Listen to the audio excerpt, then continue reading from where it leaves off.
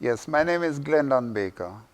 I was born and raised in Newport, Manchester, and went to Manchester High School. I remember when we got independence, 1962. I remember that little cup that we got. I'm sorry that I don't have one.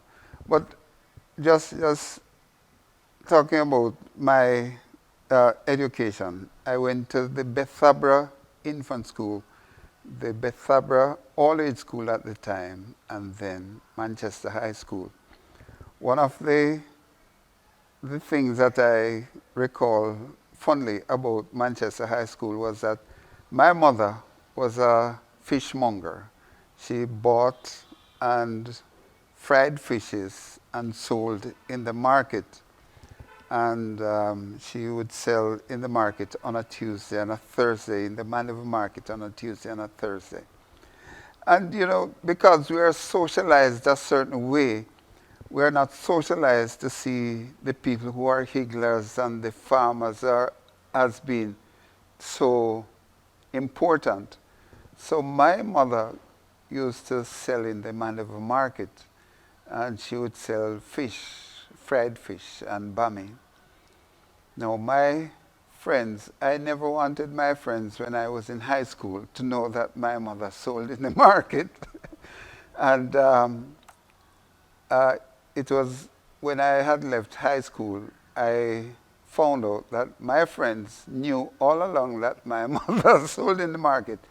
And when they were hungry and wanted fish and bami, they would go and ask my mother if she has seen me. And my mother would never allow them to leave empty-handed. So they worked out a system of getting free fish and bami at my expense. And I'm there trying to hide the fact that my mother is a fishmonger who sold in the market. And that thing, and she actually sold in the Mandeville market on a Tuesday and a Thursday, and in the Spalding's market on a Saturday. So on a Saturday, in the holidays, summer holidays, she would buy her fish at Alligator Pond. So we'd go with her, all of us boys, because there were four boys, four big boys, my brothers Errol, Gossett, Ozzy, and me. And we would take turns doing this.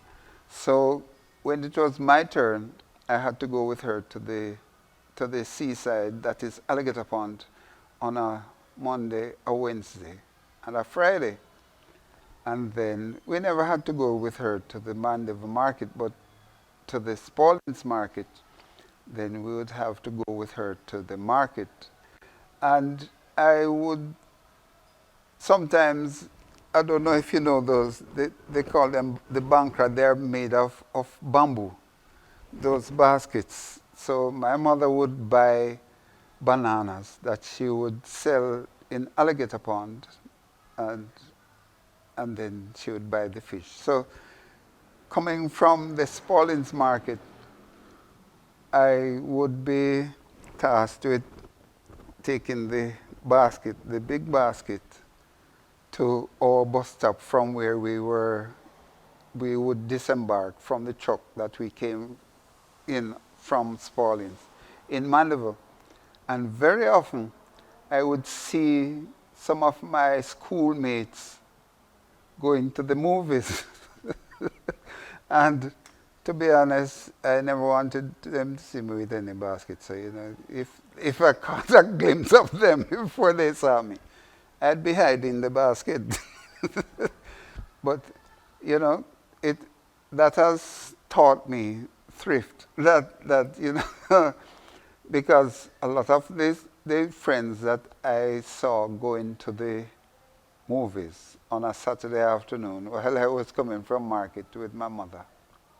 And, they were my schoolmates, some of them my batchmates, and not very many of them who would go to the movies on a Saturday afternoon are any better off than I am. Oh, yes, there was a little bronze cup that was given to all of us who went to that celebration on that Independence Day. Unfortunately, mine, I think most people, we never really prized it as we should. So I don't know how many people will be able to show one these days. But it was a beautiful little cup that was made specifically for the independence celebration. So, Mr. Baker, this cup has had like some. So yes, What did it have on it?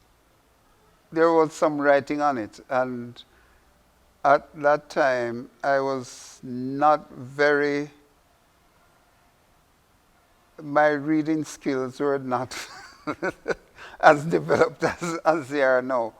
When I went to primary school, but okay, when I went to primary school, they would have our classes divided based on your academic ability. I don't know how many people this happened to, but I found myself at one point in the D class, and the D class was not the name of the teacher. it was it was your ability, your academic ability that placed you in A, B, C, or D. So I remember being in the D stream at one point in time. And it was my father that, because a lot of people keep saying that Jamaican fathers are not good fathers, but I must confess that my father was an excellent father. He did the best that he could based on his abilities. Uh, because in my community, I was my my home was probably one of the only homes where there was a Gleaner, because Gleaner was the only daily newspaper we had at that time. There was a Gleaner left at my home every day because I wanted to read it. And my father, uh, not from his source, his wealth, but from his penury, I would say, actually bought a Gleaner for me every day. And when I was reading the Gleaner, he would not allow anybody to disturb me. He would say, "No, man, he's reading. Allow him to read." And I must confess here that I use that as a ploy to get out of some of the tasks that I should do, because I know that when I was reading, my father would not allow anybody. But us boys, we used to have to clean the house, we used to have to cook, we had to look after the animals.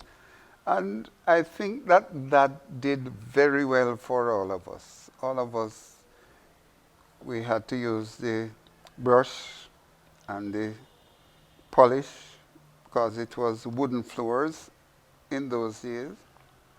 And you would be really pleased when you were done, and your siblings had to ensure that they don't go in after you have cleaned it. No, they can't go in and mess it up. But and my father and mother, they would support us where that is concerned. They just done. You can't just run in there. My father, being a carpenter, he never had much, and a small farmer. He planted cash crops. I don't know if he sold any. He was one of the ones who gave away more than he sold. But I had a wonderful childhood. And I had very supportive parents.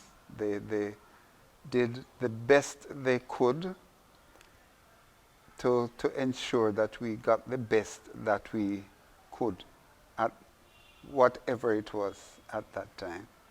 Okay, so Mr. Baker, after that rather interesting childhood, what were some of the accomplishments that you went on to do, and how has this shaped your life as a Manchester person? Well, after high school, I actually did National Youth Service, and I did that in the schoolroom. And I think that that was an excellent program at the time. And then I went on to public health. I went to the West Indies School of Public Health for my tertiary education, which is now the UTech. And then after public health, came back to Manchester and got involved in journalism.